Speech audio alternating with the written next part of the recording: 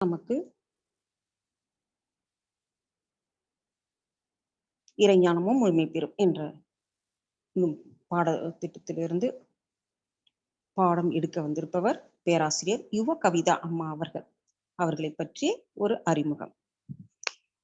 பேராசிரியர் யுவ கவிதா அம்மா அவர்கள் BA BEd MA yoga OHC முடித்துள்ளார்கள். Avadi அறக்கட்டளையிலே அவர்கள் தொண்டாற்றிக் கொண்டிருக்கிறார். 14 ஆண்டுகளாக மனவளக்கலையோடு இணைந்து தொண்டாற்றிக் கொண்டிருக்கிறார். அம்மா அவர்களின் கணவர் வேலாயுதம் ஐயா அவர்களும் அந்த அறக்கட்டளையே தொண்டாற்றிக் கொண்டிருக்கிறார். துணைத் தலைவராகவும் அறங்காவலராகவும் தொண்டாற்றிக் கொண்டிருக்கிறார்கள். அம்மா அவர்களும் அறங்காவலர்களாக இருந்து கொண்டு தொண்டாற்றிக் கொண்டிருக்கிறார். அடுத்தது HVF விஜயந்தா தவ மையத்திலே பெண்களுக்கான பொறுப்பாசிரியர் தொண்டையும் மேற்கொண்டுள்ளார். அந்த தொண்டையை மாற்றிக் கொண்டிருக்கிறார். அடுத்து விவேகானந்தா பள்ளியிலே 7 வருடங்களாக மாணவர்களுக்கு மனவளக்கலை யோக பயிற்சிகளை கற்றுத்தந்து வருகிறார். இவ்வளவு தொண்டோடு இருக்கும் அம்மா பேராசிரியர் அருள்நிதி யுவ கவிதா அம்மா அவர்களை திருவள்ளூர் மண்டலம் பாரதிதாசன் மற்றும் அட்வான்ஸ் டிப்ளமோ செகண்ட் இயர் படிக்கும் மாணவர்களுக்கு இறைஞானமும் முழுமை பெறும் என்ற பாடத்திலே அலகு 1 அதிலே 2வது பாடமான மதமும் நோக்கமும் என்ற தலைப்பிலே பாடம் எடுக்க வந்துள்ளார்கள். அம்மா அவர்களே மண்டலத்தின் சார்பாகவும் அன்பர்களின் சார்பாகவும் அன்போடு அழைக்கிறோம். வாழ்க வளமுடன். வாழ்க வளமுடன் அம்மா. வாழ்க வளமுடன்மா. நன்றிங்கம்மா. வாழ்க வளமுடன் அம்மா. சரி அம்மா, ஸ்கிரீன் ஷேர் பண்ணிக்கிறீங்க.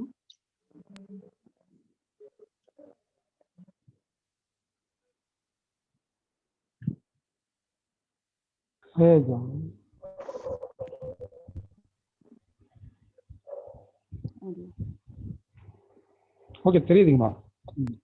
தெரியுதுங்களா ஐயா? தெரியுது. சரிங்க, தெரியுதுங்கம்மா. சொல்லுங்க. வாழ்க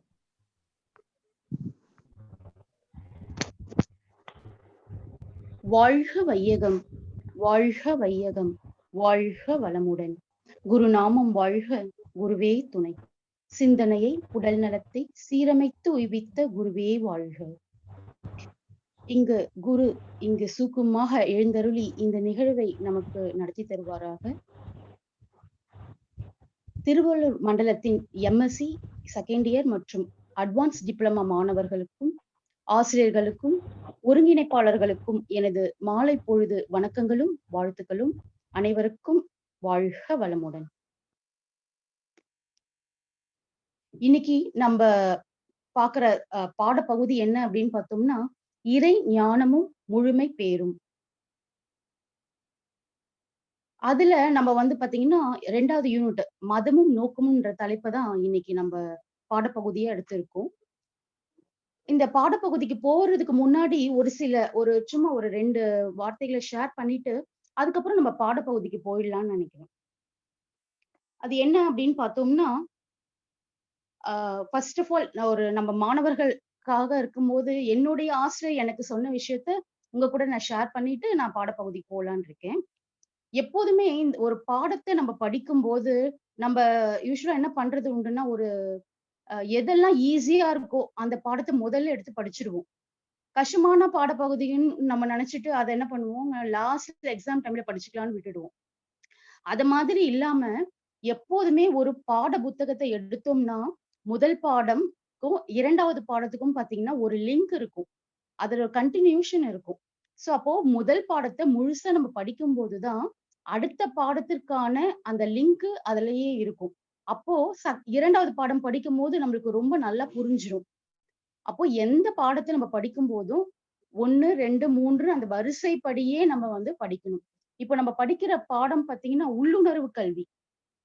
இந்த கல்வி எப்படி இருக்கணும்னா நம்ம வாழ்க்கையில பயன்படுத்துற அளவுல லைஃப் ஓரியன்டா இருக்கணும். இத வாழ்க்கையில நம்ம பயன்படுத்தணும்.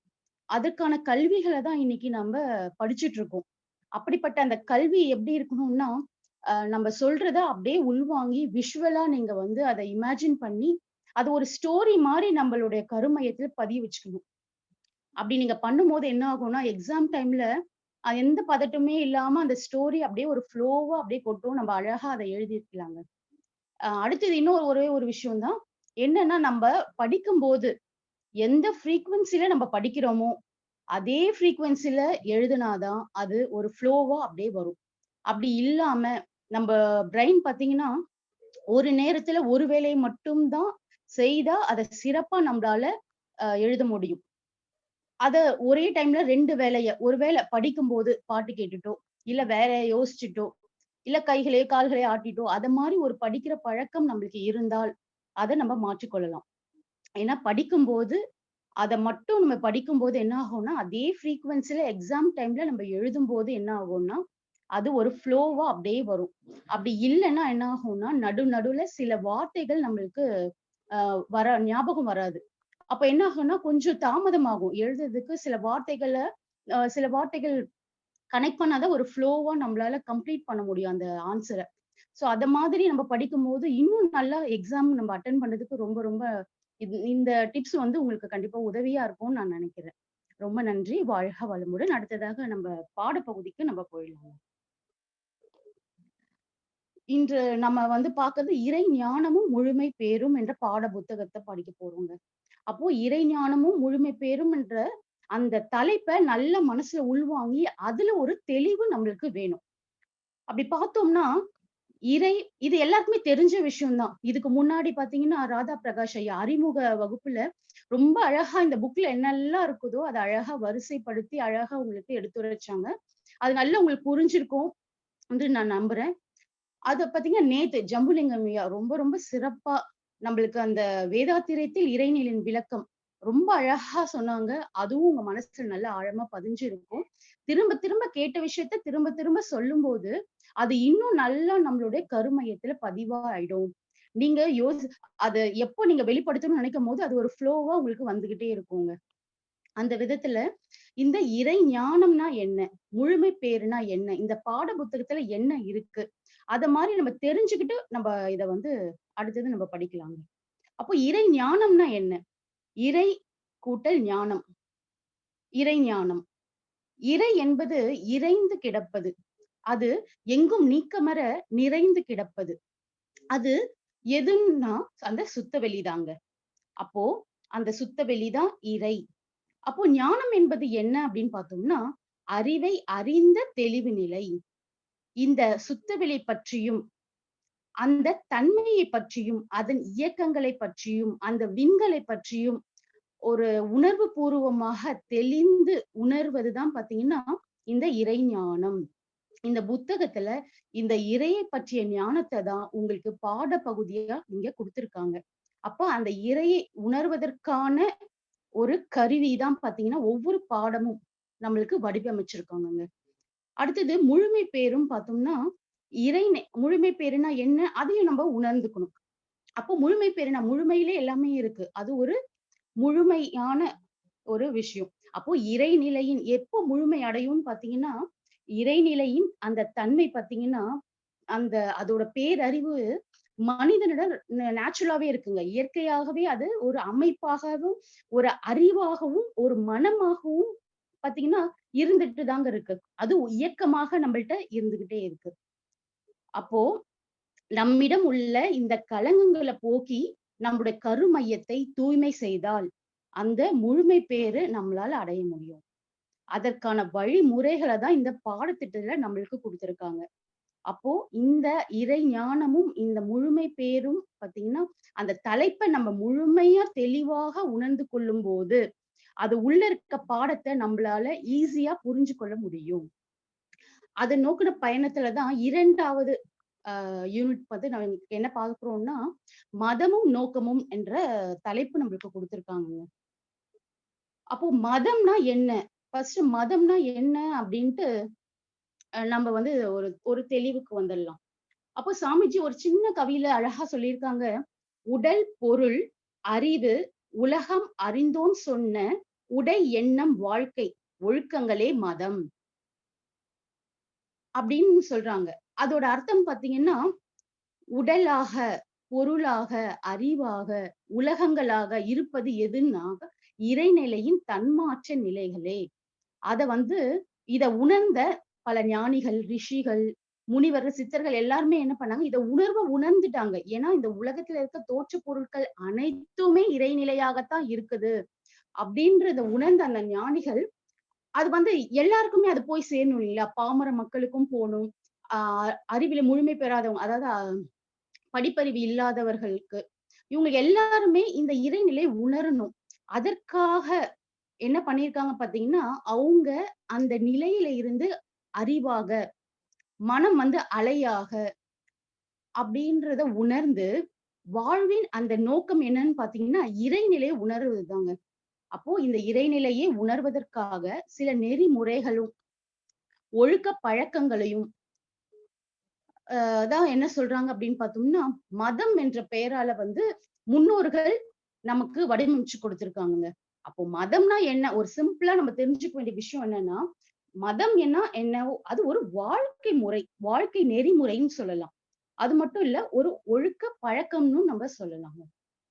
அப்போ மதம் என்பது நம்ம இறையை உணர்வதற்காக முன்னோர்களால் நமக்கு ஏற்படுத்தப்பட்ட ஒரு வாழ்க்கை நெறி, ஒழுக்க பழக்கங்கள். இத நம்ம நல்ல மனசுல நம்ம வச்சுக்கணுங்க. சரி, இப்போ மதம்னா என்ன அப்படின்னு நம்ம பார்த்தோம். அடுத்ததாக பார்த்தோம்னா, அதன் நோக்கத்த பார்க்க போறோம். அப்போ மனித வாழ்வின் நோக்கம் என்ன அப்படின்னு நம்ம பார்த்தோம்னா, மனுஷன் எப்பவுமே நம்ம என்ன விரும்புவோம்னா, ரொம்ப இனிமையாக வாழணும். அப்படின்னு ஒவ்வொரு மனிதனுடைய இது என்னன்னா, எந்த துன்பமும் ஏற்படாம நம்ம இன்பமா வாழ்றது. அது எல்லாருக்குமே ஒரு இயல்பான ஒரு விஷயம் தான். அப்போ மனிதன் இயல்பாக வாழணும். நம்மளோட பிறவியின் நோக்கம் என்னங்க? இறை உணர்வு. அப்போ அந்த இறை உணர்வை எப்படி பெறுவது? எத டூல் பயன்படுத்தி பெறுவது? அப்படின்னு பார்த்தோம்னா, அந்த மதத்தின் நோக்கம் எதுன்னு பார்த்தீங்கன்னா, இந்த இறை உணர்வை பெற்று இன்பமாக மக்கள் வாழணும். அப்படிப்பட்ட மக்கள் என்ன பண்ணணும்னா, தனது மனித பண்பை வெளிப்படுத்தி, அன்புடன், மனித நேயத்துடன், மன நிறைவுடன் வாழ்ந்து மற்றவர்களையும் வாழ வைக்கணுங்க. அப்போ இதுதான் மதத்தின் ஒரு முக்கியமான நோக்கமா இருக்கு. அப்போ எல்லா மதங்களின் நோக்கம் எதுன்னு பார்த்தீங்கன்னா, முக்கியமான ஒரு விஷயம் உடல் நல்லா இருக்கணும். அப்புறம் கல்வியினால நம்மளுடைய அறிவை நம்ம உயர்த்திக் கொள்ளணும். அது மட்டும் இல்ல, தனது வாழ்க்கைக்காக மற்றவங்கள துன்புறுத்தக் கூடாது. இவ்ளோதாங்க. அப்போ இத நம்பளால பயன்படுத்த முடியுமா? நம்ம வாழ்க்கையிலும் பார்த்தீங்கன்னா, ரொம்ப அழகா, சிறப்பா நம்மளால பயன்படுத்த முடியும். இந்த ஒவ்வொரு விஷயமும் நம்ம படிக்கிறது எக்ஸாம் பாயிண்ட் ஆஃப் வியூல எழுதுறது மட்டும் இல்லாம, இத நம்ம வாழ்க்கைக்கான கல்வியா மாற்றிக் கொள்ளணுங்க. அப்பதான் நம்மளுடைய சாமிஜி குடுத்த இந்த பாடத்திட்டங்கள் பார்த்தீங்கன்னா, முழுமை அடையும். நம்மளுடைய சாமிஜியோட நோக்கம் அந்த சமாதானம், உலக சமாதானம்ன்ற அந்த நோக்கத்துக்கு நம்ப நிறைவேறணும்னா, ஒவ்வொரு பாடத்தையும் நம்மளுடைய வாழ்க்கை கல்விகளாக அத நம்ம மாற்றிக்கொள்ளணுங்க. அப்போ ஒவ்வொரு மதமும் பார்த்தீங்கன்னா, ஒரு முக்கியமான கருத்துக்கள தான் நம்மளுக்கு சொல்லுது. அது என்ன அப்படின்னு பார்த்தோம்னா, இறை உணர்வு, நெக்ஸ்ட் அறநெறி. அப்போ இறை வழிபாடுன்னா என்ன அப்படின்னு மதத்துல ரொம்ப முக்கியமான விஷயம் என்னன்னா, அந்த இறை வழிபாடு தான். அப்போ இறை வழிபாடுக்கு சாமிஜி சொல்றாங்க. அவங்க பாயிண்ட் ஆஃப் வியூல ஒரு கருத்து சொல்றாங்க. இயற்கை தத்துவத்தை அறிந்து கொண்டு, அந்த தத்துவத்தை உணர்ந்து, இயக்க நீதிக்கு முரண்படாது வாழும் அறிவு சார்ந்த ஒரு தூய நெறிதான் இறை வழிபாடு அப்படின்னு சொல்றாங்க. இந்த இறை வழிபாடு பார்த்தீங்கன்னா, தவத்தால் மட்டும் தாங்க இத உணர முடியும். வேற வேற நெறைய நம் மதங்கள்ல பல பக்தி முறைகள் இருக்கு. அது பார்த்தீங்கன்னா, ஒரு இனிஷியலா யாருக்கு தேவைப்படும் அப்படின்னு பார்த்தீங்கன்னா, அ குழந்தைகளுக்கு, வயதில் குறைந்த குழந்தைகளுக்கு அவங்கள நெறிப்படுத்துவதற்காகவும், அறிவில் உயராதவர்களுக்காகவும் ஏற்படுத்தப்பட்டது. எதுவுமே அவங்களால புரிஞ்சுக்க முடியாது இருக்காங்க இல்லைங்களா? அறிவு நிலையில உயராம இருக்காங்க இல்லைங்களா? அவங்களுக்கு அந்த பக்தியில அவங்களுக்கு தேவைப்படுது. நம்ம அடுத்த ஒரு ஸ்டெப்புக்கு மேல இருக்கிறோம். அந்த இறை பற்றி தெரிந்து, அந்த இறையை உணரும் பொழுது, நமக்கு அந்த இறை உணர்வு நம்மளுக்கு கிட்டுதுங்க. இது எப்படி நம்மளால பெற முடியும்னு பார்த்தோம்னா, தவத்தால் மட்டும் தான் இந்த உண்மையை நம்மளால உணர முடியுங்க. அப்போ இறை உணர்வுனா என்ன அப்படின்னு பார்த்தோம்னா, இயற்கையை உணர்ந்து மதித்து வாழ்தல். அப் இயற்கையை உணர்ந்து மதித்து வாழ்தல்னா என்ன? அப்போ இங்க அந்த உணர்வு நம்மளுக்கு கிடைக்கும்போது, எல்லாமே நானாக இருப்பதும், நானே அதுவாக இருப்பதும், அதுவே அனைத்துமாகவும், அனைத்துமாகவுமே அதுவாக. அப்போ அப்போ இப்போ நான் வேறல்ல, இறை வேறல்ல, இறையும் நானும் ஒண்ணுதான்ற அந்த உணர்வு நம்மளுக்கு கிடைக்குது இல்லைங்களா? அதுதாங்க இறை உணர்வு. அடுத்தது நம்ப எல்லாம் அந்த நீக்கமற நிறைந்திருக்கிற அந்த எல்லையற்ற பரம்பொருள் பாத்தீங்கன்னா, உணரும்போது அந்த இறை உணர்வு நம்மளுக்கு இயல்பாகவே ஏற்படுதுங்க. அடுத்து அறநெறி. இந்த இறை உணர்வும், அறநெறியும் பாத்தீங்கன்னா, மதத்தோட ஒரு முக்கியமான அம்சங்கள்னு நம்ம சொல்லலாங்க. அப்போ அறநெறி என்பது சமுதாயத்தை உணர்ந்து மதித்து வாழ்தல். அதுதான் சொல்லி பின்னாடி நம்ம அத பத்தி நம்ம பார்ப்போம். ஒழுக்கம், கடமை, ஈகை. அப்போ சமுதாயத்தை உணர்ந்து மதித்து வாழ்வது அறநெறி. இயற்கை உணர்ந்து மதித்து வாழ்வது இறை உணர்வு. அப்போ இது 2 தாங்க அனைத்து மதங்களில் உட்கருத்தா இருக்கு. அப்போ அறநெறி வழுவாது இருக்கும்போது, இறை உணர்வு தான் அந்த சுத்தவெளி என்ற அந்த பேராற்றல் பற்றிய அறிவு ஃபர்ஸ்ட் நம்ம புரிஞ்சுக்கணும். அப்படி புரிஞ்சுக்கும்போது தான் இறை பற்றி அறிந்து கொள்ள முடியும். அந்த 6வது அறிவு பெற்ற நம்மகிட்ட இருக்கிறது, அந்த இறை உணர்வ நம்மளால பெற முடியும். நம்மள்ட்ட இருக்கிற அந்த இறை உணர்வு எல்லாம் வல்ல அந்த இறைநிலை நமக்குள்ளாகவே இருந்து நம்ம வழி நடத்துது. அந்த இறைநிலை பார்த்தீங்கன்னா, மற்றவர்களுக்கு துன்பம் கொடுப்பது. இப்போ நம்ப இருக்கிறோம். எதிர இருக்கவங்களும் இறைநிலை தான் சொல்லிட்டு நம்ம உணரும்போது, நம்ம அவங்களுக்கு துன்பத்த கொடுக்கும்போது, அந்த துன்பம் யாருக்கு நம்ம குடுக்குறோம்னு பார்த்தீங்கன்னா, நமக்கு நாமே குடுத்துக்கிற மாதிரியான ஒரு உணர்வு நம்மளுக்குள்ள இருந்து ஏற்படுதுங்க. அதுதான் பார்த்தீங்கன்னா, இறை உணர்வு நம் க்கான ஒரு அறிகுறி. நம்மள்ட்ட அது இயல்பாகவே நம்மளோட மேலோங்கும். அப்படி மேலோங்கும்போது அததான் என்ன சொல்றாங்கன்னா, அந்த அன்பு தான் அன்பும் கருணையுமாக மலர்கிறது. அந்த இறைநிலையின் தன்மை ஐயா போன கிளாஸ்ல எடுத்த மாதிரி, வற்றாய் இருப்பு, பேராற்றல், பேரறிவு, காலம் 4 தன்மைகளை கொண்டதுதான் சுத்தவெளின்னு சொன்னாங்க. அப்போ அன்பும் கருணையும், அந்த அன்பும் கருணையும் நம்மளுக்கு இயல்பாகவே வந்துரும். இந்த இறை உணர்வை நாம் பெறும்போது. அப்போ அறநெறி என்பது அந்த சமுதாயத்தை உணர்ந்து மதித்து வாழ்ந்தாலும், நம்ம இந்த மதத்தின் 2 அம்சங்கள நம்ம உணர்ந்து வாழணும். அடுத்தது நம்ம பார்த்தோம்னா, அறிவு நிலை படிகள்.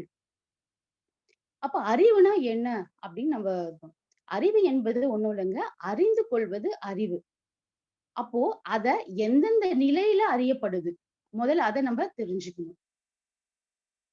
அந்த நிலையில் எது அப்படின்னு பார்த்தோம்னா, நம்பிக்கை, விளக்கம், முழுமை பேறு. நம்பிக்கை பார்த்தோம்னா, நம்பிக்கை இத பக்தி வழின்னு சொல்றாங்கங்க. பெரியோர்கள் சொற்படி நடப்பதே பக்தி வழி. அப்போ முன்னாடி நான் சொன்ன மாரி தான், வயது குறைந்த குழந்தைகள் அறிவு நிலை குறைந்த குழந்தைகளும், அறிவு நிலை உயராதவர்களும், பக்தி வழியில இறைநிலையை உணர்ந்தவர்களின் மீது ஒரு நம்பிக்கை வைத்து, அவர்கள் காட்டும் அந்த வழியில வாழ்வதுதான் இந்த நம்பிக்கை வழிங்க. குரு சீடர் என்ற முறையில இந்த கற்பது இந்த நம்பிக்கை வழி. எப்போதுமே ஒரு நம்பிக்கை மட்டும் பார்த்தீங்கன்னா, நம்பளுக்கு அந்த அந்த அந்த இறை உணர்வ அந்த எண்டுக்கு நம்மளால போக முடியும்னா, அது ஒரு கொஸ்டின் மார்க் தான். அப்போ அவங்க சொல்ற அந்த நம்பிக்கைய நம்ம தெளிவுபடுத்திக்கணும் நம்மள்ட்ட. சரிங்களா? அது அந்த ஏஜ்ல நம்மளுக்கு தேவ. இன்னும் அடுத்த கட்டத்துல வரும்போது, அந்த நம்பிக்கை எப்ப வேணா பார்த்தீங்கன்னா, அவநம்பிக்கையா மாற முடியும். அது அப்படியே சாமிஜி சொல்லுவாங்க. "சொல்லால் மட்டும் நம்பாதே, சுயமாய் சிந்தி தெளிவாய்ன்னு" சொல்லுவாங்க. அப்ப சிறுவர்களால முடியாது. ஆனா அந்த இதுவ அடுத்தடுத்த கட்டத்துக்கு அத உயரும்போது, நம்பிக்கைய அப்படியே எடுத்துக்காம, அத விளக்கமாக, உண்மையாக தெளிந்து தெளிய வேண்டும். சரிங்களா? அப்போ நம்பிக்கை மட்டும் இருந்தா போதாது. அதுக்கு நம்மளுடைய முயற்சி, உழைப்பு அது கண்டிப்பாக நமக்கு வெற்றியை தரும். சரி. அடுத்ததாக பார்த்தோம்னா, விளக்கம். விளக்கம்னா என்ன அப்படின்னு பார்த்தீங்கன்னா, இது ஒரு ஞான வழின்னு சொல்றாங்கங்க. சிந்திக்கும் திறன் பெற்ற அந்த இறைநிலை பற்றி தெளிவாக விஞ்ஞானமும், மெஞ்ஞானமும் தெரிந்து விளக்க வழி வாழ்வதாகும். அப்படின்னு குடுத்திருக்காங்க. சரி. இந்த இறைநிலை பற்றி தெளிவாக அந்த விஞ்ஞானம், மெய்ஞானம் 2ம் தெரிந்த விளக்க வழி வாழ்வது பார்த்தீங்கன்னா, ஞான யோகம்னு சொல்லலாங்க. அததான் மகரிஷி அவங்க பார்த்தீங்கன்னா, இந்த விஞ்ஞானத்தையும், மெய்ஞானத்தை இணைத்து நமக்கு பயிற்சி முறைகளை ரொம்ப அழகா கொடுத்திருக்காங்க. உடற்பயிற்சியா இருந்தாலும், காயகல்பமா இருந்தாலும், தவ முறைகள் இருந்தாலும், எல்லாமே பாத்தீங்கன்னா சாமிஜி வெறும் மெஞ்ஞானத்தை நோக்கி போலங்க. அந்த விஞ்ஞானத்தோட அதை கலந்து நம்மளுக்கு ஒரு தெளிவா ஒரு ப்ரூஃபோட நம்மளுக்கு எல்லாமே கொடுத்திருக்காங்க. சோ அத உணர்ந்து அந்த விளக்கத்தை நம்ம பெறும்போது அத சீக்கிரமா அந்த முழுமை பேறு என்ற அந்த முக்தி நிலை, அந்த இறை உணர்வை நம்ம பெறுவதற்கு இது ஒரு வழியாக நமக்கு இருக்குதுங்க. அடுத்தது நம்ம பார்த்தோம்னா முழுமை பேறு. அப்போ முழுமை பேறு அப்படின்னு பார்த்தீங்கன்னா, இது ஞான வழி முடிவான படியாகும். தெரிந்த விளக்கத்தை அகத்தவ பயிற்சி செய்து மேலும் அறிவில் மேன்மை பெற்று முழுமை அடைவது முழுமை பேறு அப்படின்னு சொல்லியிருக்காங்கங்க. அப்போ இத முழுமை பேறு என்பது எப்படி நம்மளால அடைய முடியும் அப்படின்னு பார்த்தோம்னா, அகத்தவத்தின் மூலம் மட்டுமே அடைய முடியும். அகத்தவத்தின் மூலம் நம்முடைய மன அலைச்சூழல் வேகத்தை குறைத்து வாழ்வின் நோக்கமான அந்த இறைநிலையை நாம உணரணுங்க. இது எப்படி சாத்தியம்னு பாத்தீங்கன்னா, துரியாதீத தவம் நம்மளுக்கு எல்லாரும் பண்ணிட்டு இருக்கோம். அந்த துரியாதீத தவத்தை செய்யும் போது என்ன ஆகும் அப்படின்னாக்கா, அந்த இறைநிலையோட எண்ணத்தை நம்ம கலக்க விடும்போது நம்மிடம் உள்ள அந்த மும்மலங்கள் என்று சொல்லக்கூடிய ஆணவம், கன்மம், மாயை அந்த மும்மலங்கள் நம்மள்ட்ட இருந்து போகுதுங்க இந்த துரியாதீத தவம் பண்ணும்போது. நம்முடைய கருமையமும் தூய்மை அடையுது. எப்படின்னா இது சிற்றறிவு, அங்க இருக்கிறது பேரறிவுங்க. நம்ம மனிதன் பத்தி கலங்கங்களோடு நம்ம வந்திருக்கோம். நம்ம இறைநிலையிலிருந்து தான் வந்திருக்கோம். இருந்தால் இறைநிலையின் தன்மைகள் நம்மள அடக்கமா இருக்கு.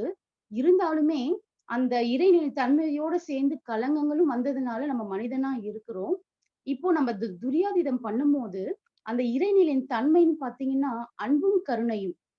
அந்த அன்பும் கருணையும் மிக்க அந்த இறைநிலையோடு ஒன்றி நம்ம தவம் செய்யும் போது என்ன ஆகும் அப்படின்னாக்கா, நம்மள்ட்ட இருக்க அந்த கலங்கங்கள், பதிவுகள் இருக்கு இல்லைங்களா?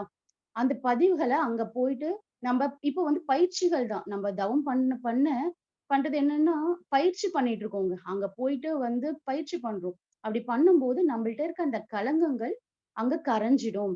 எப்படி கடல் நீர்ல ஒரு குவளை நீரை எடுத்து கொட்டுனாக்கா, அது இருந்த இடம் தெரியாம போவது போல, நம்மள்ட்ட இருக்க அந்த கலங்கங்கள் அந்த சுத்த வெளியோட போய் நம்ம அதோட கலக்கும்போது, நம்மள்ட்ட இருக்க கலங்கம் அங்க மறைஞ்சு கரைஞ்சு போயிடுதுங்க. அப்போ இத மாதிரி நம்மளுடைய வினை பதிவுகளை நம்ம தூய்மை செய்ய முடிகிறது. அப்போ கருமையத்தை தூய்மை செய்து மேன்மை பெற்று இந்த பிறவி பயனை அடையணும்னா இந்த துரியாதீத தவத்தை நம்ம ரெகுலரா செய்யணும். அந்த துரியாதீத தவத்தை என்ன சொல்றாங்க அப்படி பாத்தீங்கன்னா, ஜீவ ஐக்கிய முக்தி நிலைன்னு சொல்றாங்க.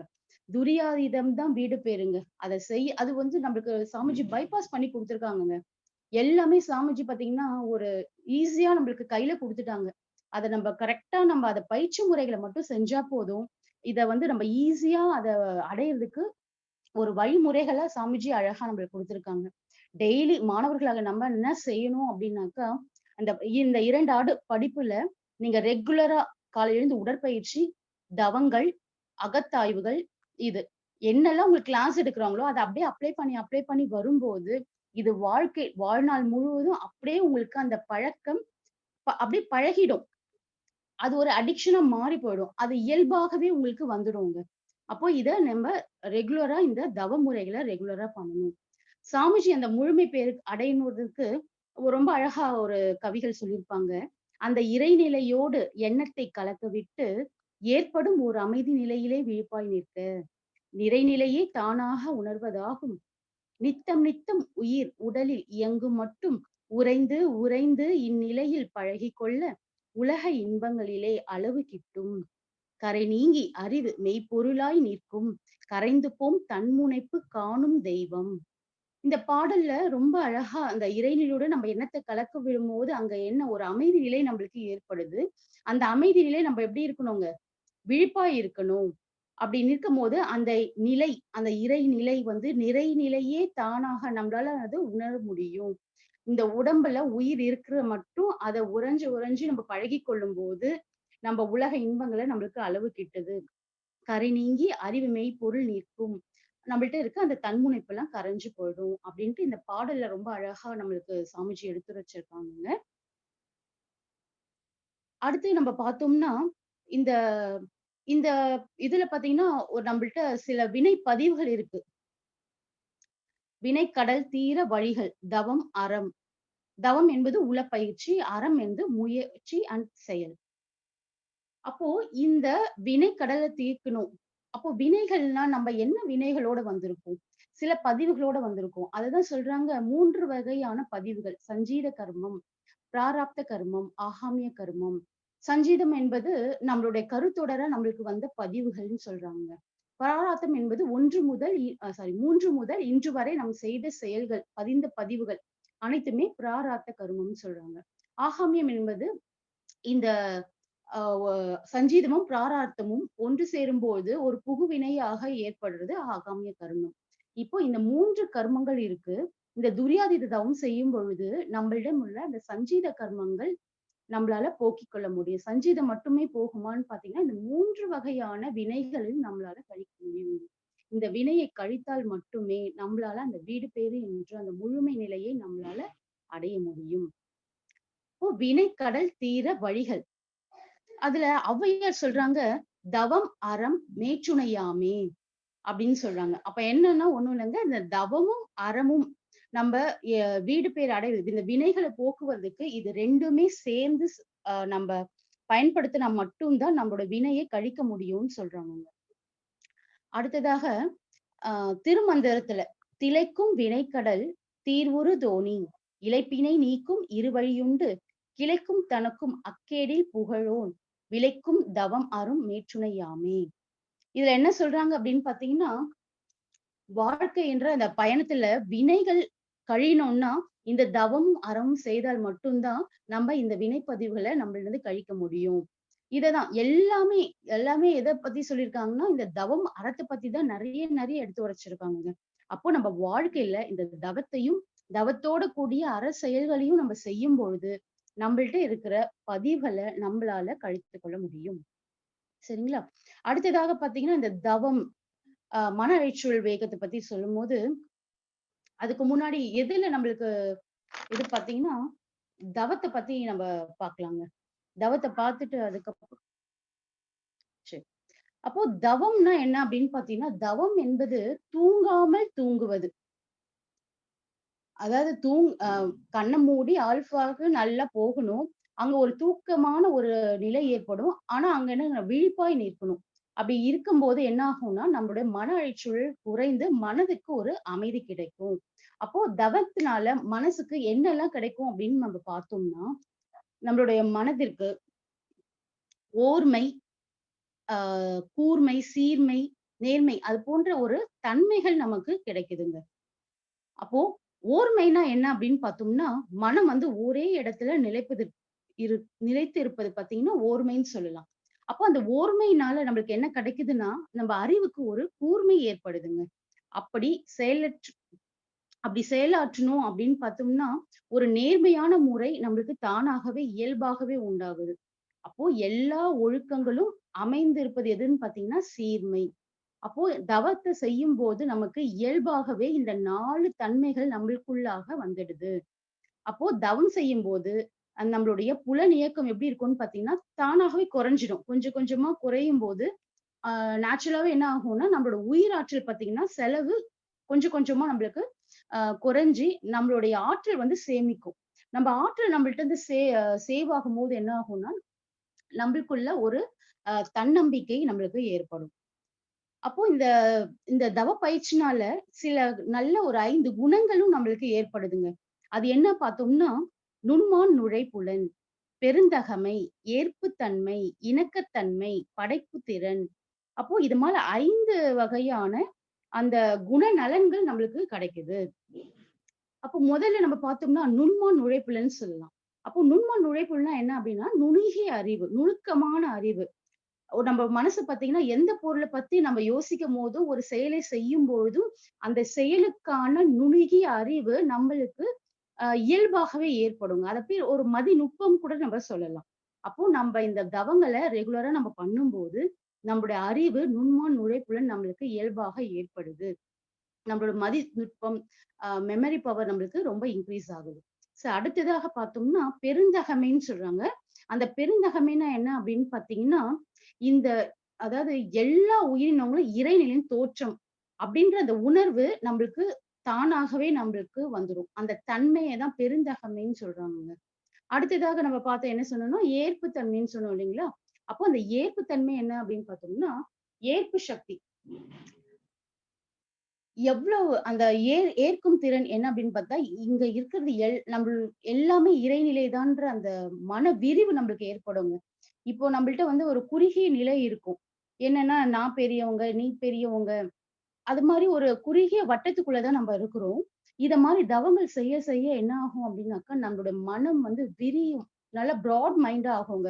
ஒரு சின்ன சின்ன விஷயத்துக்குலாம் நம்மளால கோவப்படாம, அ அத வந்து ஒரு பெரிய விஷயமா நம்மளால எடுத்துக்காம ரொம்ப ஈஸியா அத நம்ம ஹேண்டில் பண்ண முடியுங்க. அததான் ஏற்புத்தன்மைன்னு நம்ம சொல்லலாம். அடுத்தது பார்த்தீங்கன்னா, இணக்கத்தன்மைன்னு சொல்றாங்க. அந்த இத்தகைய தன்மையும் நம்மளுக்கு வருது அப்டின்னு சொல்றாங்க. இடத்துக்கு தகுந்த மாறு நம்ம என்ன பண்ணிக்கலாம், அந்த ஒவ்வொரு சூழ்நிலைக்கு ஏத்த மாரி நம்மள மாற்றிக்கொள்ளும் ஒரு தன்மை தான் பார்த்தீங்கன்னா, இணக்கத்தன்மை. அடுத்தது நம்ம பார்த்தோம்னா, படைப்பு திறன். அப்போ நம்ம தவங்கள ரெகுலரா பண்ணும்போது என்ன ஆகும்னா, நம்மளுடைய மூளை செயல்கள் நல்லா இயக்கத்திற்கு வரும்.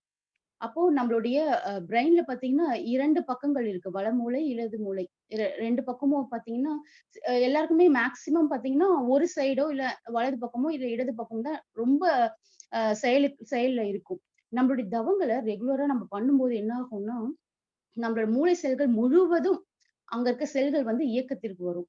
அப்படி மூளை செல்கள் முழுவதும் இயக்கத்துக்கு வரும்போது, நம்மளுக்கு இந்த படைப்பு திறன் அதிகமாகுங்க. கிரியேட்டிவிட்டின்னு சொல்லுவாங்க. எது எது எல்லாமே நாட் ஒன்லி நம்ப எழுதுறதோ, படிக்கிறது, டிராயிங் வரையறது எல்லாமே நெறைய இருக்குங்க.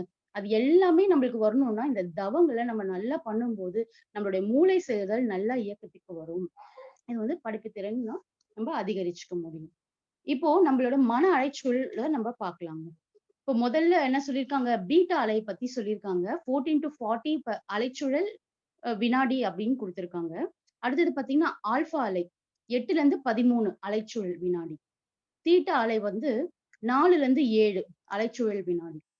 டெல்டா அலை பார்த்தீங்கன்னா, 1லேருந்து 3 அலைச்சூழல் வினாடி. இப்போ இந்த பீட்டா அலை பார்த்தீங்கன்னா, என்னன்னா உணர்ச்சி நிலை. நார்மலா நம்மள மனவளக்க அன்பர்கள் இல்லாத ஒரு சாதாரண மனிதர்களுடைய மனநிலையோட வேவ்ஸ் எந்த அலைச்சூழல்ல இருக்கும்னு நம்ம பார்த்தோம்னா, இந்த 14-40ல தாங்க இருக்கும். இது வந்து ஒரு உணர்ச்சி நிலையில இருப்பாங்கங்க. அவங்க ஒரு வார்த்தை சொல்றதுக்கு முன்னாடியே அவங்க எப்படி இருப்பாங்கன்னா, ரொம்ப உணர்ச்சி வந்து அவங்க நிலைய வெளிப்படுத்துற மாதிரி இருக்கும். அடுத்த நிலை பார்த்தீங்கன்னா, ஆல்ஃபா அலை 8லேருந்து 13. இந்த நிலை எப்படி வரும் அப்படின்னு பார்த்தோம்னா, நம்ம ஆகினை தவமும், துரிய தவமும் செய்யும்பொழுது, நம்மளுடைய மன அலைச்சல் வேகம் வந்து 8லேருந்து 13ஆக குறையும். அப்படி குறையும்போது என்ன ஆகும் அப்படின்னாக்கா, நம்ம எந்த விஷயத்த, எந்த செயலை செய்யும்போதும், அந்த செயல் வந்து நம்மளுக்கு ஒரு பெர்ஃபெக்ட்டா, கம்ப்ளீட்டா ரொம்ப அழகா செய்யக்கூடிய திறன் நம்மளுக்கு கிடைச்சிடுங்க. அப்போ எந்த செயலை செய்யும்போதும் நம்ம மன அலைச்சல் வேகத்த குறையும்போது, அந்த செயலை நம்மளால இயல்பாக திறனோடும் நம்மளால செய்ய முடியுது. அடுத்த நிலை பார்த்தீங்கன்னா, தீட்டா அலைன்னு சொல்றாங்க. 4-7 அலை அந்த வினாடியில இருக்கும்போது, அது என்ன ஆகும்னா, சக்தி களத்துல நம்ம தவம் பண்றோம் இல்லைங்களா? துரியாத தவத்துல, அந்த சக்தி களத்துல நம்ம தவம் இருக்கும்போது, நம்மளோட மைண்ட் வேவ் வந்து குறைஞ்சு குறைஞ்சு 4லேருந்து 7க்கு வந்துருங்க. அடுத்ததாக பார்த்தோம்னா, டெல்டா அலை 1லேருந்து 3 அலைச்சூழல் வினாடியில இருக்குங்க. இது வந்து நம்மளோட சுத்த வெளியில நம்ம தவம் பண்ணும்போது, அந்த அது வந்து என்ன சொல்லுவாங்கன்னா, அதுதான் ஃபைனல் ஸ்டேஜ். அந்த சமாதி நிலைன்னு சொல்லுவாங்கங்க. கோமா ஸ்டேஜ் மாதிரி. நம்மளுக்கு எந்த ஒரு அசைவுமே இருக்காது. அந்த உணர்வு டெல்டா நிலைன்னு சொல்றாங்க. இப்ப அடுத்ததாக இதுலயே வந்திருக்கு பாருங்க. சிவகலம், சக்தி களம், துரியம், உணர்ச்சிப்பட்ட நிலை. இந்த இதெல்லாம் இருக்கு. அடுத்ததாக அகத்தவ நிலை. இந்த அகத்தவ நிலையில என்ன குடுத்திருக்காங்க பாருங்க. குண்டலினி யோகம் என்னும் அந்த உளப்பயிற்சி முறையில் நிலைக்க நிலைக்க முதல் வினாடிக்கு 8 முதல் 13 வரையிலான ஆல்பா நிலை எனும் அமைதி நிலைக்கு மனம் வரும். இந்த பிக்சர் பார்த்தீங்கன்னா உங்களுக்கு தெரியும். அடுத்ததாக பாருங்க.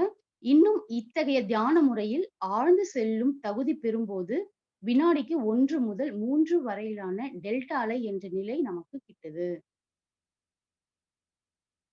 இப்ப அடுத்ததா நம்ப பார்க்க போறது என்ன அப்படின்னாக்கா, இறைநிலை, மனநிலை. மனதை நுணுகி இயக்கவல்ல திறன் பெற்றவர்கள் நுண்ணிய ஆராய்ச்சிகளையோ இயற்கையின் ரகசியங்களையோ உணர வேண்டும் என்று விரும்பும்போது தானாகவே அவர்களது மன அலைச்சூழல் அவர்கள் விரும்பிய பொருத்தமான நிலைமைக்கு வரும் அப்படின்னு கொடுத்திருக்காங்க. அப்போ இது என்ன அப்படின்னு நம்ம பார்த்தோம்னா, இப்போ ஒண்ணும் இல்லைங்க. இப்ப நீங்க எல்லாம் படிச்சுட்டு இருக்கீங்க. சில கருத்துக்கள் பார்த்தீங்கன்னா நம்மளுக்கு புரியாது. யார்ட்ட கேட்கறதுன்னும் தெரியாது. ஆனா நம்ம தவ நிலையில இருந்து நம்மளோட மன அலைச்சல் வேகத்தை குறைக்கும் போது அந்த இயற்கை பற்றி நம்ம தெரிஞ்சுக்கணும். சில ரகசியங்களை நம்ம புரிஞ்சுக்கணும்ன்ற அந்த உணர்வு நம்மளுக்குள்ள எழும்போது நம்ம என்ன பண்ணலாங்க? நம்மளோட மன அலைச்சல் வேகத்தை குறைத்து அந்த பேரியக்க மண்டலத்துல நம்ம தவம் செய்யும் போது என்ன ஆகும்னா, நமக்கு ஒரு லிங்க் அங்க கிடைக்குங்க. அந்த மைண்ட் லோ ஃப்ரீக்வன்சில அந்த லிங்க் நம்மளுக்கும் அந்த பிரபஞ்சத்துல பாத்தீங்கன்னா எல்லாமே பதிவா இருக்குங்க. அதாவது நம்மள்ட்ட இருக்க அந்த கருமையத்துல ஒரு பதிவு இருக்கு. சமுதாய கருமைய பதிவுன்னு இருக்கு. நம்ம நினைக்கிற, கேட்கிற அனைத்து விஷயமுமே பாத்தீங்கன்னா, சமுதாய பதிவா பதிஞ்சுதான் இருக்கு. சோ அப்போ நம்ப ஒரு ஒரு விஷயம் நம்மளுக்கு வேணும், தெரிஞ்சுக்கணும் அப்படின்னு நினைக்கும்போது, அந்த விஷயத்த நம்ம தெரிஞ்சுக்கணும்னா, நம்மளுடைய மன அலைச்சல் வேகத்தை குறைச்சு, அந்த நிலைக்கு நம்ம மனத உயர்த்தணுங்க. அப்படி பண்ணும்போது, அந்த பேரியக்க மண்டலத்துல பாத்தீங்கன்னா, பல ஞானிகள், ரிஷிகள் அவங்களோட தத்துவங்கள் எல்லாமே பாத்தீங்கன்னா, நம்ம அங்க போய் தவம் செய்யும்போது, நம்மளோட மைண்ட் ஃப்ரீக்வன்சி குறைக்கும்போது, ஈஸியா அந்த இயற்கை சம்பந்தமான அந்த விஷயங்கள நம்மளால உணர முடியும். சோ அந்த அளவுக்கு நுணுகி நம்ம தவத்த நம்ம செய்யணுங்க. மன இயக்கத்தில் அதன் சுழல் விரைவின் எண்ணிக்கைக்கேற்ப இரையாற்றலின் தன்மை நெருங்கியோ, விலகியோ இயங்கும். அடுத்ததாக பார்த்தோம்னா, அறநெறி.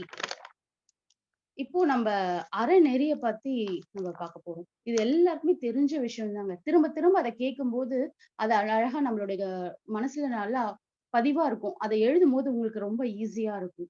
இப்போ அறநெறினா என்ன அப்படின்னு பார்த்தா, பிறருக்கு தீமை செய்யாதிருப்பது. சமுதாயத்துக்கு நம்மால் இயன்ற தொண்டு செய்வது. பிறர் தேவையை உணர்ந்து அவர்களுடைய துன்பத்தை போக்குவது. இவ்வளவுதாங்க. அப்போ அறநெறியும் பார்த்தீங்கன்னா 3 இருக்கு. ஒழுக்கம், கடமை, ஈகை. அப்போ ஒழுக்கம்னா என்ன அப்படின்னு நம்ம பார்த்தோம்னா, எல்லாருக்கும் தெரிஞ்ச விஷயம் தான். ஒழுக்கம்னா என்ன அப்படின்னாக்கா, தனக்கோ, பிறருக்கோ, உடலுக்கோ, மனதுக்கோ, தற்காலத்திலோ, பிற்காலத்திலோ எண்ணம், சொல், செயலால துன்பம் தராத ஒரு நிலை தான் எது அப்படின்னு பார்த்தோம்னா, ஒழுக்கம். அப்போ நம்ப இது வந்து வெறுமனே படிச்சா மட்டும் பார்த்ததுங்க. நம்ம டே டு டே லைஃப்ல டெய்லி நம்ம என்ன பண்ணணும்னா, ஒவ்வொரு செயல்களையும் நம்ம செய்யும்போதும், இதனால நம்மள மற்றவங்களுக்கு ஏதாவது ஒரு வகையில ஏதாவது ஒரு ஹர்ட் ஆகுமா? ஏதாவது ஒரு துன்பம் தருமா? அப்படின்னு ஒவ்வொரு க்ஷணமும் நம்ம ஒரு அயரா விழிப்பு நிலையோட நம்ம செயல்படணும். அப்போ அந்த வந்து வெறுமனே ஒருத்தவங்கள திட்டினா மட்டும், இல்ல அடிச்சா மட்டும் தான் அவங்களுக்கு துன்பத்த தரும்னானா, இல்லங்க. அந்த நெனச்சா கூட அவங்களுக்கு ஒரு துன்பம் ஏற்படணும்னு நம்ம எண்ணம் போட்டா கூட, அதுவே பெரிய துன்பம்னு சாமிஜி சொல்றாங்க. அப்போ எண்ணம், சொல், செயலால கூட ஒருத்தவங்களுக்கு நம்மளால எந்த துன்பமும் நேரக்கூடாது. அப்படி நேர்ந்தால், அந்த துன்பம் தந்தால் அதுவே ஒழுக்கமின்மையாக இருக்கிறது. அப்போ இந்த ஒழுக்கத்தோடு நம்ம வாழும்போது, நம்ம என்ன பண்ணலாங்க, இந்த அறநெறியோட நம்ம வாழும்போது, அந்த இறைநிலை, இறை உணர்வு நோக்கி அந்த பயணம் எப்படி இருக்கும்னா, ரொம்ப ஸ்மூத்தா, இன்பமாக இருக்குது. அடுத்ததாக நம்ம பார்த்தோம்னா, கடமை பத்தி நம்ம பார்க்க போறோங்க. கடமை என்பது பார்த்தீங்கன்னா, கடன் பிளஸ் மை கடமை.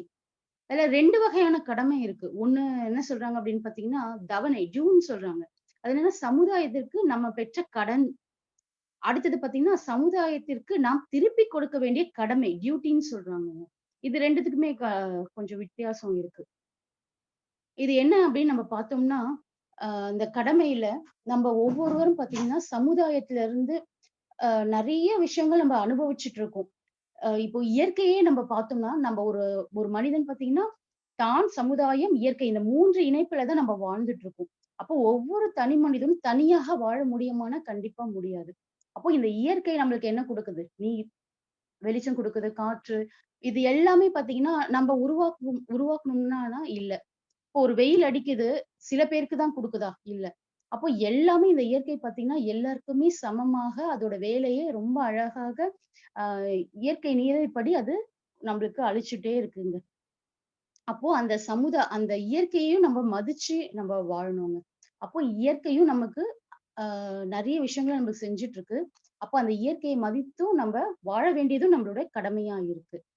அடுத்தது பார்த்தீங்கன்னா, சமுதாய கடமை. ஒவ்வொரு தனி மனிதனும் அவன் வந்து ஒரு சமுதாயத்தை அவனுடைய வாழ்க்கையை நடத்தணும்னா, அவனுக்கு சில தேவைகள் இருக்கு. சில நீட்ஸ் இருக்கு. அந்த தேவைகள அவன் நிறைவேத்திக்கணும்னா, அவனால செஞ்சுக்க முடியுமான்னு கண்டிப்பா செய்ய முடியாது. அப்போ ஒவ்வொரு மனிதனும் பல செயல்களை செய்வதற்காக அவங்க என்ன பண்றாங்க, சமுதாயத்துல இருந்து நெறைய விஷயங்கள அவனால அ வாங்கி தான் அவனால அனுபவிச்சு தான் அவன் வாழ்ந்துட்டு இருக்கான். அது என்னன்னு பார்த்தீங்கன்னா, ஒரு எக்ஸாம்பிள்க்கு ஒரு படி நம்ம சாப்பிடுற சாப்பாடு இன்னைக்கு எடுத்து அத நம்ம பார்த்தோம்னா தெரியும். இந்த ஒரு பிடி சாப்பாட நம்மளால செய்ய முடியுமான்னா, கண்டிப்பா இல்லங்க. இதுக்கு பின்னாடி எத்தன பேரோட உழைப்பு அதுல இருக்கு. முதல்ல பார்த்தீங்கன்னா, அந்த நெல்லு. அத விவசாயம் பண்றாங்க.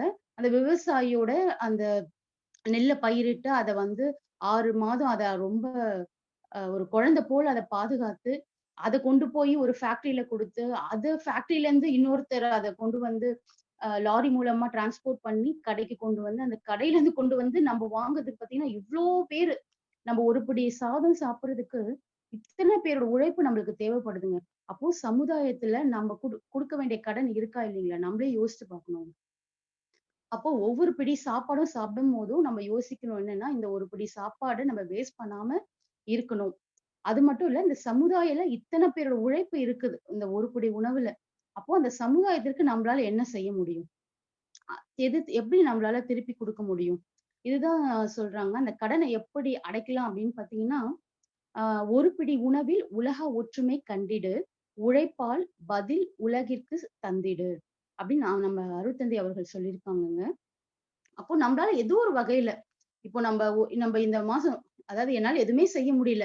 ஒண்ணு நம்ப உடல் உழைப்பால மத்தவங்களுக்கு ஏதோ ஒரு வகையில சமுதாயத்துல நம்மளால முடிஞ்ச தொண்டு செய்யணும். இல்லையா நம்ம அறிவு திறன் மூலம் மத்தவங்களுக்கு ஏதோ ஒரு வகையில நம்ம ஹெல்ப் பண்ணலாம்.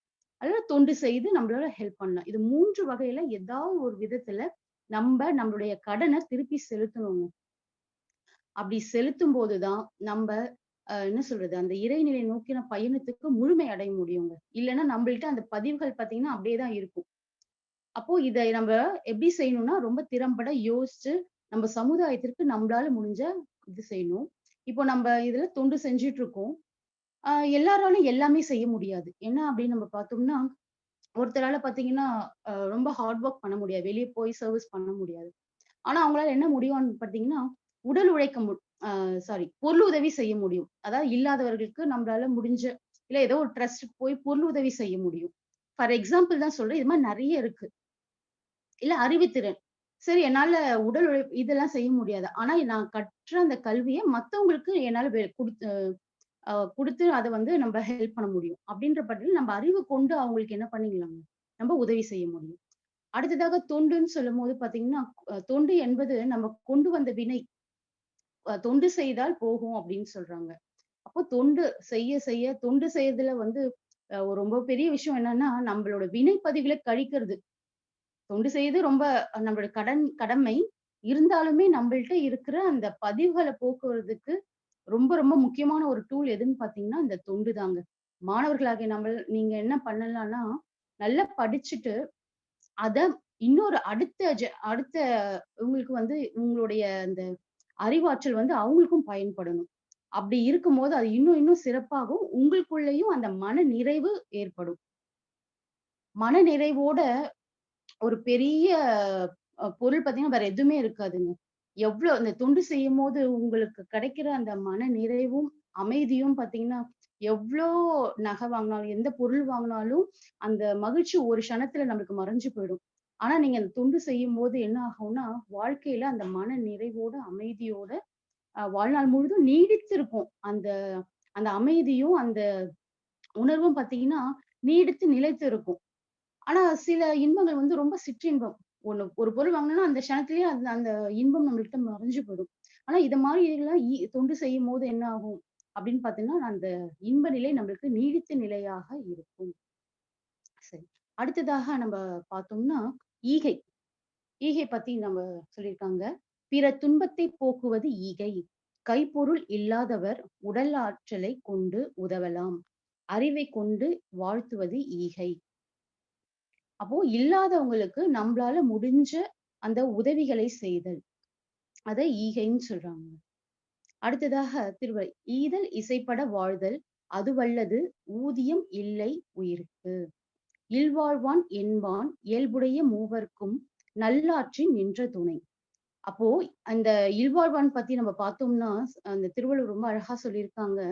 இந்த இல்லறத்துல இருக்கிற தலைவனோ தலைவியோ அவங்க என்ன பண்ணுவாங்க அப்படின்னு பார்த்தோம்னா, அவங்க மனைவினா கணவருக்கும், கணவர்னா மனைவிக்கும், அவங்களுடைய பிள்ளை மற்றும் பெற்றோர்கள் இவங்கள பேணி காக்கிறது, அவங்களுக்கு தேவைகளை நிறைவேற்றுவது. இதுதான் அவங்களுடைய ஒரு கடமையாக இருக்குது. அப்படி செய்யணும். அதுதான் ரொம்ப ஒரு ஸ்பெஷலான ஒரு சிறப்பான விஷயங்க. அடுத்ததாக நம்ம பார்த்தோம்னா, ஐந்தொழுக்க பண்பாடும், இரண்டொழுக்க பண்பாடும். இதுல சாமிஜி பார்த்தீங்கன்னா, இந்த ஐந்தொழுக்க பண்பாடு ஒரு கவி மூலமா ரொம்ப அழகா சொல்றாங்க. புதியதொரு பண்பாடு உலகுக்கு வேண்டும். போதை போர் பொய் ஒழித்து அமல் செய்வோம். அதிக சுமை ஏதுமில்லை. அவரவர் தம் அறிவின் ஆற்றலினால் உடல் உழைப்பால் வாழ்வதென்ற முடிவும், மதிப்பிழந்து மற்றவர்கள் மனம் உடல் வருத்தா மானெறியும், பிற உயிரை கொள்ளாத நோன்பும், பொது விதியாய் பிறர் பொருளை வாழ்க்கை சுதந்திரத்தை போற்றி காத்தும், பிறர் துன்பம் போக்கும் அன்பும் வேண்டும். இததான் அங்க சாமிஜி இந்த கவிதையில ரொம்ப அழகா நம்மளுக்கு எடுத்து வச்சிருக்காங்க. அப்போ இதுல என்ன குடுத்திருக்காங்க அப்படின்னு பாத்தீங்கன்னா, மக்கள் வாழ்க்கை முறையை அறநெறியின் வழியே பழகிக் கொண்டு வாழ்வதற்கு ஏற்றதொரு புதிய பண்பாட்டினை உருவாக்கி நலம் காண வேண்டும். அதாங்க சாமிஜி நம்மளுக்கு கொடுத்திருக்காங்க. முதல்ல ஃபர்ஸ்ட் பாயிண்ட் என்ன சொல்லியிருக்காங்க அப்படின்னாக்கா, ஒவ்வொருத்தரும் இத வந்து மனசுல நல்லா பதிய வச்சுக்கணுங்க. எனது அறிவின் ஆற்றலினால உடல் உழைப்பால தான் நான் வாழ்வேன் அப்படின்னும், நான் எனது வாழ்நாளில யாருடைய உடலுக்கோ மனதுக்கோ துன்பம் தரமாட்டேன். இது அடுத்தது. அதாவது நம்ம வாழ்நாள்ல நம்மளோட யாருக்குமே என்ன பண்ணக்கூடாதுங்க, உடலுக்கும் மனசுக்கோ துன்பம் தராம இருக்கணும். அது வந்து ஒரு விழிப்பு நிலையோட செயல்படும்போது அத அப்படியே நம்மளால மெயின்டெயின் பண்ண முடியும். அடுத்தது 3வதா பாத்தீங்கன்னா, உணவுக்காக உயிர் கொலை செய்ய மாட்டேன். அது நம்ம தாங்க முடிவு செய்யணும். அதாவது நம்ம தவங்களும் இதெல்லாம் பழக பழக அது தானாகவே நம்மள்ட்ட இருக்க அந்த தன்மை போயிடுங்க. அந்த அடிக்ஷன் நம்மள்ட்ட இருந்து போயிடும். நீங்க தவமும் நம்ம பயிற்சி முறைகளை ரெகுலரா செய்யும்போது, இது இயல்பாகவே இத மாதிரியான இந்த உயிர்கொலைன்னுலாம் அதாவது என்ன இந்த மாமிசம் சாப்பிடுறது தான் இவங்க சொல்லியிருக்காங்க.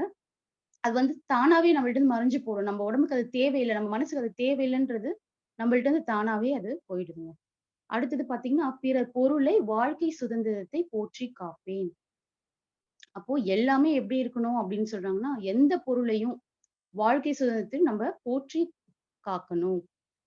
இது என்தில்ல, அவங்கள்து தானே, எப்படி போனா நமக்கு என்ன? அப்படிலாம் இல்லாம, எல்லாமே எல்லார்தும் அப்படிங்கிற எதுவுமே வேஸ்ட் பண்ணாம, அந்த வாழ்க்கை சுதந்திரம்ன்னும்போது, அந்த விலங்கின பதிவுன்னு சொல்லுவாங்க. அதாவது ஒரு நம்மளோட வாழ்க்கை சுதந்திரம்ன்னும்போது, நம்ம ஒரு வீட்ல இருக்க குழந்தைகள ஒரு எக்ஸாம்பிளா கூட எடுத்துக்கலாம். இப்ப நம்ம பேசிட்டே இருப்போம். நடுவுல நம்ம குழந்தைகள் வந்து நம்மள்ட்ட இன்டராக்ட் பண்ணுவாங்க. அப்போ நல்லா சும்மா இரு அப்படின்னு சொல்லி உட்கார வச்சுருவோம். உனக்கு ஒண்ணும் தெரியாது அமைதியா இரு நாங்க பேசிட்டு இருப்போம். சோ அது மாதிரி அதிகமா நம்ம குழந்தைங்களுக்கு நம்மள்ட்ட பேச வரும்போது நம்ம என்ன பண்ணுவோம்?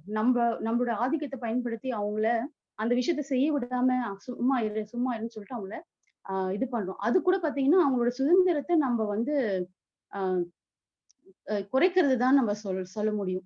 ஏன்னா நம்ம அவங்களோட பெரியவங்க, எனக்கு தான் எல்லாமே தெரியும். உங்களுக்கு ஒண்ணுமே தெரியாது. அப்படின்ற ஒரு ஒரு மென்டாலிட்டி நம்மள்ட்ட இருந்துட்டு இருக்கு.